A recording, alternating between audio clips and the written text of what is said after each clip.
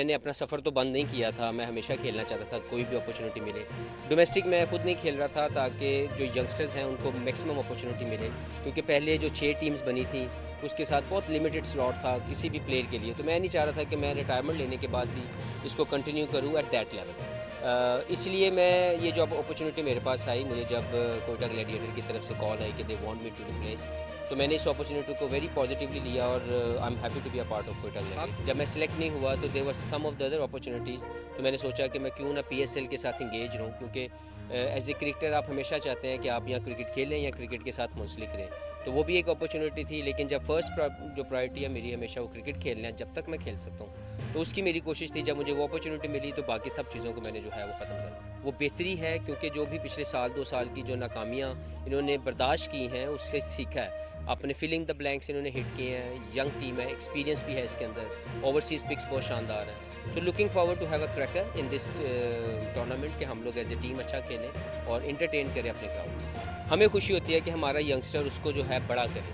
उससे बेहतर परफॉर्म करे। और जैसे जितनी कामयाबियों की आपने बात की, पाकिस्तान के जैसे बाबर आजम है, पूरी दुनिया में उनका जो है वो नाम है, शाहीन अफरीदी को दुनिया देखना चाहती है, Naseem Shah exciting young talent है, इफ्तिखार जिस तरह अपने पिछले 6 माह के 8 माह के अंदर जैसे वो as a player, Naseem Shah exciting young talent है, इफ्तिखार जिस तरह अपने पिछले 6 माह के 8 माह के अंदर जैसे वो एज ए प्लेयर लोगों को दिखा रहा है कि उसकी कैपेसिटी कितनी है या कितना अच्छा वो प्लेयर है। इसी तरह फ़खर जमान है, इमामुल हक है, अब्दुल्ला शफीक है। तो ये देख के खुशी होती है कि हम, हमारे साथी, हमारे यंगस्टर्स दुनिया के अंदर वो अपना लोहा मनवा रहे हैं, बेहतरीन परफॉर्मेंसेस दे रहे हैं, और जितना ही अच्छा करेंगे पाकिस्तान का नाम रोशन होगा। और ये कंपेटिटिवनेस रहेगी तो इस लीग को 4 चांद लगते रहेंगे। ये जो आपस की छोटी छोटी राइवलरीज हैं ये ज़रूर रहनी चाहिए, इसी के साथ खूबसूरती आती है, एक एक्साइटमेंट आती है फैंस की इंगेजमेंट के लिए, लेकिन स्पिरिट ऑफ द गेम हमेशा हाई रहनी चाहिए।